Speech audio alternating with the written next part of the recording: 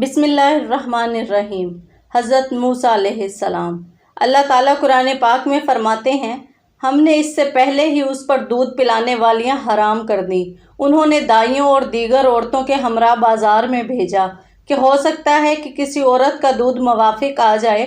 وہ اسی حالت میں ٹھہرے ہوئے تھے اور ان کے پاس لوگوں کی بھیڑ جمع تھی کہ اچانک آپ کی بہن نے آپ کو دیکھ لیا تو اس نے یہ ظاہر نہ کیا کہ میں اس کو جانتی ہوں، بلکہ یوں کہا کہ میں تمہیں ایسے گھرانے کے متعلق بتاؤں جو تمہارے لیے اس کی پرورش کریں گے اور اس کے خیر خواہ بھی ہوں گے۔ حضرت ابن عباس رضی اللہ تعالیٰ عنہ کہتے ہیں کہ جب آپ کی بہن نے یہ کہا تو انہوں نے پوچھا کہ تجھے کیا معلوم کہ وہ اس کی خیر خواہی کریں گے؟ تو اس نے کہا کہ وہ بادشاہ کی خوشی چاہتے ہیں اور اس سے فائدے کی امید رکھتے ہیں۔ وہ لوگ آپ کی بہن کی رہنمائی میں آپ کے گھر پہنچ گئے۔ جب آپ کی ماں نے آپ کو پکڑا اور دودھ پلانا چاہا تو آپ فوراً دودھ پینے لگ گئے۔ تو وہ لوگ بہت خوش ہوئے اور حضرت بی بی آسیہ رضی اللہ تعالیٰ عنہا کے پاس آ کر ایک آدمی نے خوشخبری سنائی۔ حضرت آسیہ نے کہا کہ میرے ساتھ رہو اور میں تمہارے ساتھ اچھا سلوک کروں گی، لیکن آپ کی والدہ نے انکار کر دیا اور کہنے لگی کہ میرا خاوند اور بچے ہیں، اس لیے میں آپ کے پاس نہیں ٹھہر سکتی، اس بچے کو میرے ساتھ بھیج دیں۔ حضرت آسیہ نے آپ کو ساتھ بھیج دیا اور آپ کی ماں کے لیے وظیفہ مقرر کر دیا اور لباس اور تحفہ تحائف سے نوازا۔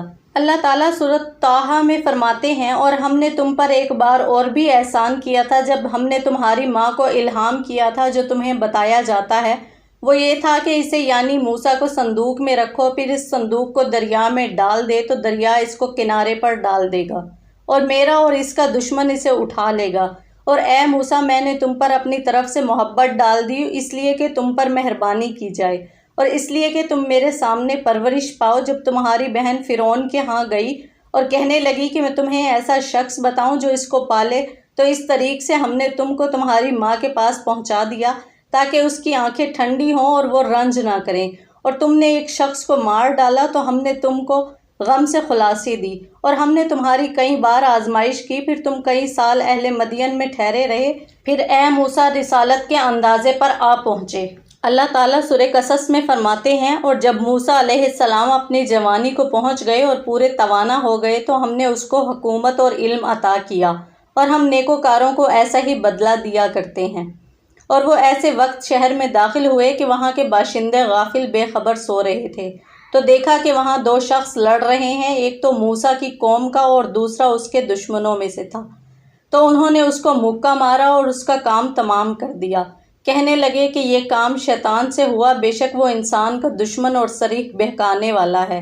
بولے، اے پروردگار، میں نے اپنے آپ پر ظلم کیا ہے تو مجھے بخش دے، تو خدا نے اس کو بخش دیا، بے شک وہ بخشنے والا مہربان ہے۔ کہنے لگے، اے پروردگار، تو نے جو مجھ پر مہربانی فرمائی ہے، آئندہ کبھی گنہگاروں کا مددگار نہ بنوں گا۔ ابن عباس رضی اللہ تعالیٰ عنہ، سعید بن جبیر رضی اللہ تعالیٰ عنہ اور دیگر علماء کرام کا قول ہے کہ یہ مغرب اور عشاء کے درمیان کا وقت تھا۔ آپ نے شہر میں اس وقت دو آدمی لڑتے جھگڑتے پائے، ایک بنی اسرائیل میں سے تھا اور دوسرا آپ کے دشمنوں یعنی فرعون کا آدمی تھا۔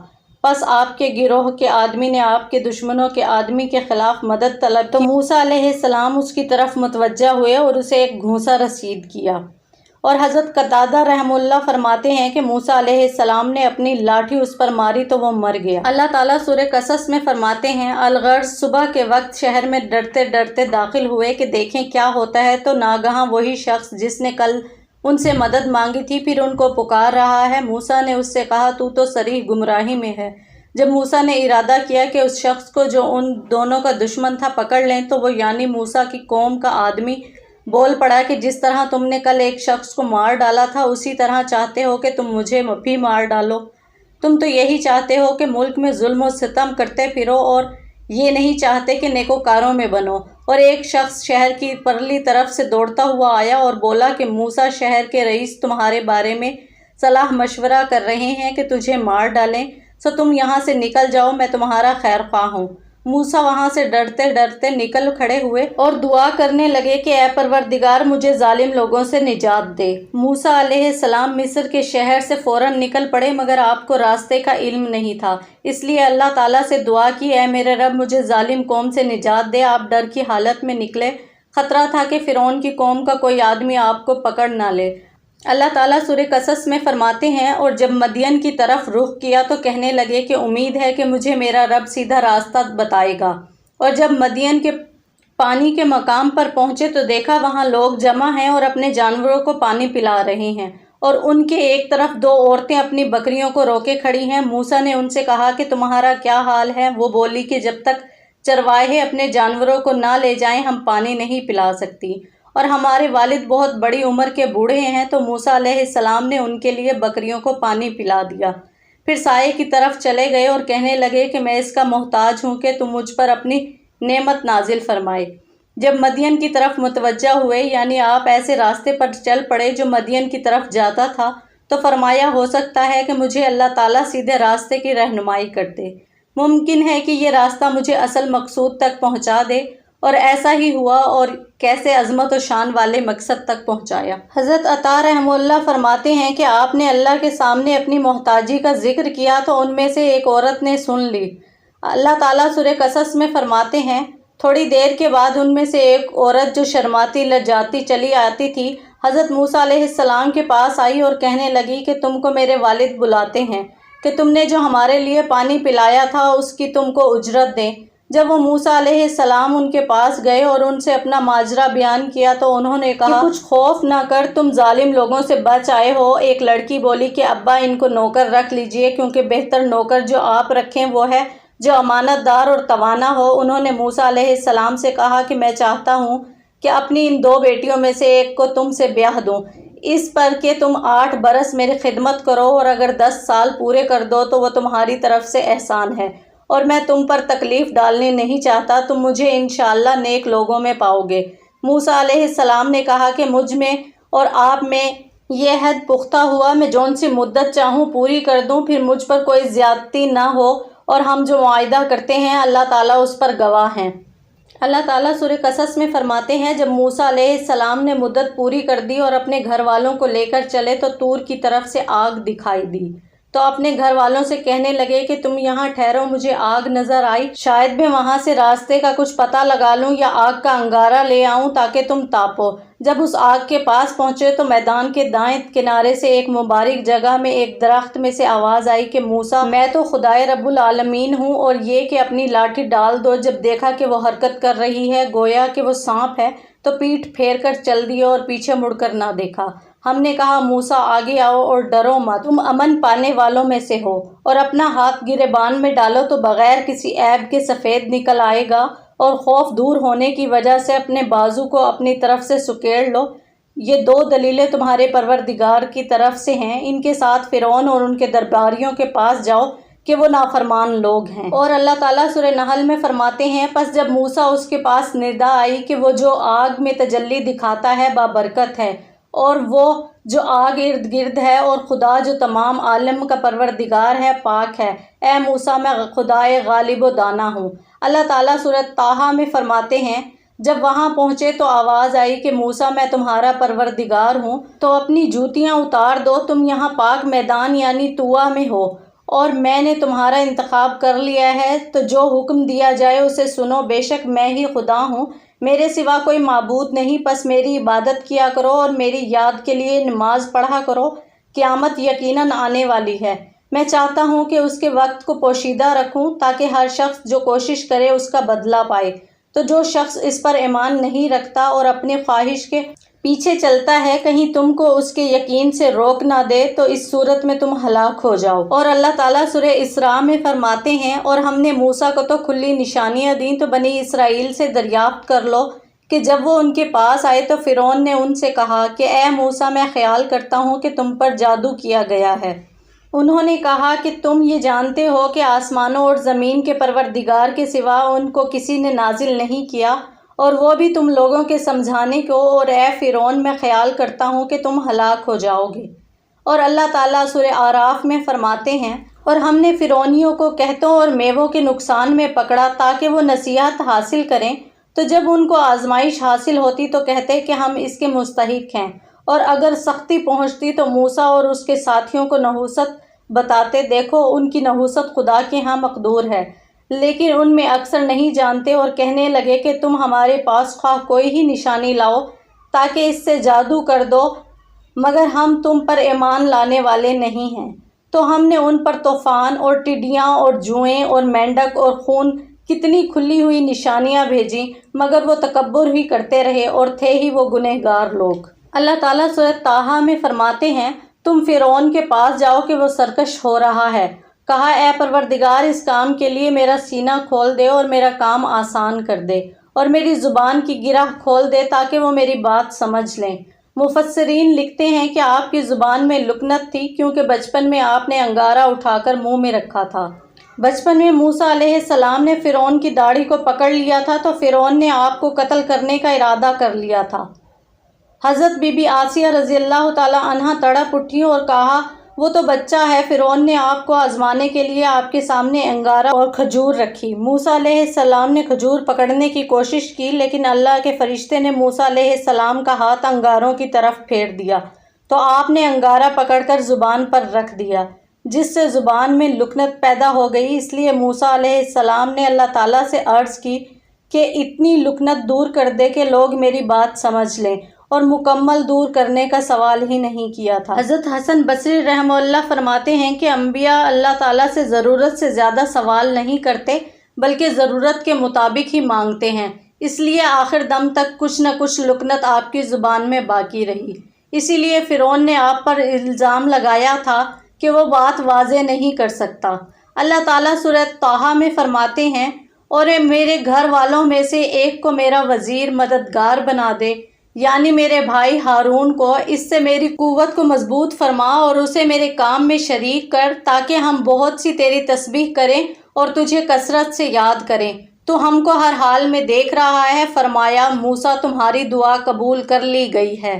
اللہ تعالیٰ فرماتے ہیں، وہ اللہ کے ہاں بڑے مرتبے والے تھے، اور اللہ تعالیٰ کا ارشاد ہے، اور ہم نے اپنی رحمت سے اس کے بھائی ہارون کو نبی بنا دیا۔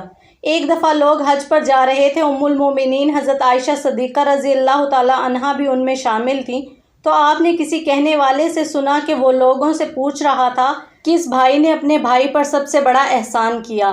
لوگوں میں سے کسی نے جواب نہ دیا، تو اس کا جواب ام المومنین حضرت عائشہ صدیقہ رضی اللہ تعالیٰ عنہا نے فرمایا، وہ موسیٰ عمران علیہ السلام ہیں، کہ جب انہوں نے اپنے اللہ سے اپنے بھائی کی طرف وحی بھیجنے کی سفارش کی تھی تو اللہ تعالیٰ نے اس کی طرف وحی کر دی۔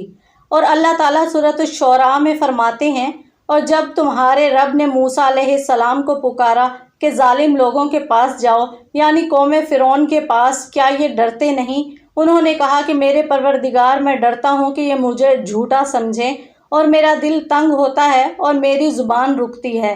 تو ہارون کو حکم بھیج کہ میرے ساتھ چلیں، اور ان لوگوں کا مجھ پر خون کا دعویٰ ہے، سو مجھے یہ بھی ڈر ہے کہ وہ مجھ کو مار ہی ڈالیں۔ فرمایا، ہرگز نہیں، تم دونوں ہمارے نشانیاں لے کر جاؤ، ہم تمہارے ساتھ سننے والے ہیں۔ تم دونوں فرعون کے پاس جاؤ اور کہو، ہم تمام جہاں کے مالک کے بھیجے ہوئے ہیں۔ فرعون نے موسیٰ سے کہا، کیا ہم نے تم کو کہ ابھی بچے تھے پرورش نہیں کیا تھا، اور تم نے برسوں ہمارے پاس عمر بسر نہیں کی، اور تم نے ایک وہ کام کیا تھا، تم ناشکرے معلوم ہوتے ہو۔ اللہ تعالیٰ سورۃ الشعراء میں فرماتے ہیں، فرعون نے کہا کہ رب العالمین کیا چیز ہے؟ موسیٰ نے کہا کہ آسمانوں اور زمین اور جو کچھ ان دونوں میں ہے سب کا مالک، بشرطے کہ تم لوگوں کو یقین ہو۔ فرعون نے اپنے لوگوں سے کہا کہ کیا تم سنتے نہیں؟ موسیٰ نے کہا کہ تمہارا اور تمہارے پہلے باپ دادا کا مالک۔ فرعون نے کہا کہ یہ پیغمبر جو تمہاری طرف بھیجا گیا ہے باولا ہے۔ موسیٰ نے کہا کہ مشرق اور مغرب اور جو کچھ ان دونوں میں ہے، ان سب کا مالک، بشرطے کہ تم کو سمجھ ہو۔ فرعون نے کہا کہ اگر تم نے میرے سوا کسی اور کو معبود بنایا تو میں تمہیں قید کر دوں گا۔ موسیٰ نے کہا، خواہ میں آپ کے پاس روشن چیز لایا ہوں، یعنی معجزہ۔ فرعون نے کہا، اگر تم سچے ہو تو اسے لاؤ، دکھاؤ۔ پس انہوں نے اپنی لاٹھی ڈالی تو اسی وقت سری اژدہا بن گئی، اور اپنا ہاتھ نکالا تو اسی دم دیکھنے والوں کو سفید براق نظر آنے لگا۔ فرعون نے اپنے گروہ کے سرداروں سے کہا کہ یہ تو جادوگر ہے، چاہتا ہے کہ تم کو اپنے جادو کے زور سے تمہارے ملک سے نکال دے، تو تمہاری کیا رائے ہے؟ انہوں نے کہا کہ اسے اور اس کے بھائی کے بارے میں توقف کرو اور شہر میں نقیب بھیج دے کہ سب ماہر جادوگروں کو جمع کر کے آپ کے پاس لے آئیں۔ تو جادوگر ایک مقررہ میعاد پر جمع ہو گئے اور لوگوں سے کہہ دیا کہ تم سب کو اکٹھے ہو کر جانا چاہیے، تاکہ اگر جادوگر غالب رہیں تو ہم ان کے پیروکار ہو جائیں۔ جب جادوگر آ گئے تو فرعون سے کہنے لگے ہم غالب رہیں تو ہمیں صلہ بھی عطا ہوگا۔ اللہ تعالیٰ نے ان آیات میں فرعون اور موسیٰ علیہ السلام کے درمیان ہونے والی گفتگو اور مناظرہ کا تذکرہ کیا ہے۔ اللہ تعالیٰ سورہ نمل میں فرماتے ہیں انہوں نے ظلم اور تکبر کی بنا پر ان کا انکار کیا اور نہ ان کے دل ان پر یقین کر چکے تھے، پس دیکھو فساد کرنے والوں کا انجام کیسا ہوا۔ اللہ تعالیٰ سورۃ طٰہٰ میں فرماتے ہیں اور ہم نے فرعون کو اپنی نشانیاں دکھائیں مگر وہ جھٹلاتا اور انکار کرتا رہا۔ کہنے لگا کہ موسیٰ تم ہمارے پاس اس لیے آئے ہو کہ تم اپنے جادو کے زور سے ہمیں ہمارے ملک سے نکال دو، تو ہم بھی تمہارے مقابل ایسا ہی جادو لائیں گے، تو ہمارے اور اپنے درمیان ایک وقت مقرر کر لو، اور نہ ہم اس کے خلاف کریں گے اور نہ تم، اور یہ مقابلہ ایک ہموار میدان میں ہوگا۔ موسیٰ نے کہا کہ آپ کے لیے مقابلے کا دن 9 روز مقرر کیا جاتا ہے اور یہ کہ لوگ چاشت کے وقت اکٹھے ہو جائیں۔ تو فرعون لوٹ گیا اور اپنا سامان جمع کر کے پھر آیا۔ موسیٰ نے ان جادوگروں سے کہا کہ ہائے تمہاری کم بختی، خدا پر جھوٹ نہ باندھو کہ وہ تمہیں عذاب سے فنا کر دے گا، اور جس نے جھوٹ باندھا وہ نامراد رہا۔ تو وہ باہم اپنے معاملے میں جھگڑنے اور چپکے چپکے سرگوشی کرنے لگے۔ کہنے لگے یہ دونوں جادوگر ہیں، چاہتے ہیں کہ اپنے جادو کے زور سے تم کو تمہارے ملک سے باہر نکال دیں اور تمہارے مذہب کو نابود کر دیں۔ اللہ تعالیٰ سورۃ طٰہٰ میں فرماتے ہیں بولے کہ اے موسیٰ یا تو تم اپنی چیز ڈالو یا ہم اپنی چیز پہلے ڈالتے ہیں۔ موسیٰ علیہ السلام نے کہا کہ نہیں تم ہی پہلے ڈالو۔ جب انہوں نے اپنی چیزیں ڈالیں تو ناگہاں ان کی رسیاں اور لاٹھیاں موسیٰ علیہ السلام کے خیال میں ایسے آنے لگی کہ وہ میدان میں ادھر ادھر دوڑ رہی تھیں۔ اس وقت موسیٰ نے اپنے دل میں خوف محسوس کیا۔ ہم نے کہا کہ خوف محسوس نہ کرو، بلا شبہ تم ہی غالب ہو، اور جو چیز یعنی لاٹھی تمہارے داہنے ہاتھ میں ہے اسے ڈال دو کہ جو کچھ انہوں نے بنایا ہے اسے نگل جائے گی۔ جو کچھ انہوں نے بنایا ہے یہ تو ہتھ کنڈے ہیں، اور جادوگر جہاں بھی جائے گا کامیاب نہیں ہوگا۔ اور اللہ تعالیٰ سورہ اعراف میں فرماتے ہیں اور ہم نے موسیٰ علیہ السلام کی طرف وحی بھیجی کہ تم بھی اپنی لاٹھی پھینک دو، وہ فوراً سانپ بن کر جادوگروں کے بنائے ہوئے سانپوں کو ایک ایک کر کے نگل جائے گی۔ پھر تو حق ثابت ہو گیا اور جو کچھ فرعونی کرتے تھے بیکار ہو گیا، اور وہ مغلوب ہو گئے اور ذلیل ہو کر رہ گئے۔ اور یہ کیفیت دیکھ کر جادوگروں کے بنائے ہوئے سانپوں کو ایک ایک کر کے نگل رہی ہے، پھر سجدے میں گر پڑے اور کہنے لگے کہ ہم سب جہانوں کے پروردگار پر ایمان لے آئے، یعنی موسیٰ اور ہارون کے پروردگار پر۔ جب موسیٰ علیہ السلام نے اپنا ڈنڈا پھینکا تو وہ ٹانگوں والا بڑا سانپ بن گئی، اس کی بہت بڑی گردن تھی، ہولناک اور ڈراؤنی شکل تھی، تو لوگوں میں بھگدڑ مچ گئی اور وہ ایک طرف ہو گئے۔ یہ سانپ ان جادوگروں کی پھینکی ہوئی رسیوں اور لاٹھیوں کی طرف متوجہ ہوا اور ان کو ایک ایک کر کے نگلنا شروع کیا، اور بڑی تیزی سے وہ یہ کارروائی کر رہا تھا۔ لوگ دیکھ دیکھ کر حیران ہو رہے تھے، اور جادوگر یہ صورتحال دیکھ کر حیران و پریشان ہو کر رہ گئے، اور یہ بات ان کے وہم و گمان میں بھی نہ تھی کہ ایک چھوٹی سی لاٹھی اتنا بڑا اژدہا بن جائے گی۔ ان کے جادو کے کمالات میں ایسا ہونا ممکن نہ تھا۔ اب یہ دیکھ کر ان کو خوب اچھی طرح معلوم ہو گیا کہ یہ تو جادو ہے اور نہ فن کی کرشمہ سازی ہے، اور یہ خیالی چیز اور شعبدہ بازی بھی نہیں ہے، یہ جھوٹ اور فریب اور گمراہی بھی نہیں ہے، یہ تو حق اور سچ ہے۔ اللہ تعالیٰ سورۃ طٰہٰ میں فرماتے ہیں تو جادوگر سجدہ میں گر پڑے اور کہنے لگے کہ ہم موسیٰ اور ہارون کے پروردگار پر ایمان لے آئے۔ فرعون بولا قبل اس کے کہ میں تمہیں اجازت دوں تم اس پر ایمان لے آئے، بے شک وہ تمہارا بڑا استاد ہے جس نے تم کو جادو سکھایا ہے، سو میں تمہارے ہاتھ اور پاؤں خلاف سے کٹوا دوں گا اور کھجور کے تنوں پر سولی چڑھوا دوں گا۔ اس وقت تم کو معلوم ہوگا کہ ہم میں سے کس کا عذاب زیادہ سخت اور دیر تک رہنے والا ہے۔ انہوں نے کہا کہ جو دلائل ہمارے پاس آ گئے ہیں ان پر اور جس نے ہم کو پیدا کیا ہے اس پر ہم آپ کو ہرگز ترجیح نہ دیں گے۔ آپ نے جو حکم دینا ہو وہ دے دیجیے، اور آپ جو حکم دے سکتے ہیں وہ صرف دنیاوی زندگی میں ہی دے سکتے ہیں۔ ہم اپنے پروردگار پر ایمان لے آئے تاکہ وہ ہمارے گناہوں کو معاف کر دے، اور اسے بھی جو آپ نے زبردستی ہم سے جادو کرایا، اور خدا بہتر اور باقی رہنے والا ہے۔ جو شخص اپنے پروردگار کے پاس گنہگار ہو کر آئے گا تو اس کے لیے جہنم ہے جس میں نہ وہ مرے گا نہ جیے گا، اور جو اس کے پاس ایماندار ہو کر آئے گا اور عمل بھی نیک کیے ہوں گے تو ایسے لوگوں کے لیے اونچے اونچے درجے ہیں، یعنی ہمیشہ رہنے والے باغ جن کے نیچے نہریں بہہ رہی ہیں، ان میں وہ ہمیشہ رہیں گے، اور یہ اس شخص کا بدلہ ہے جو پاک ہے۔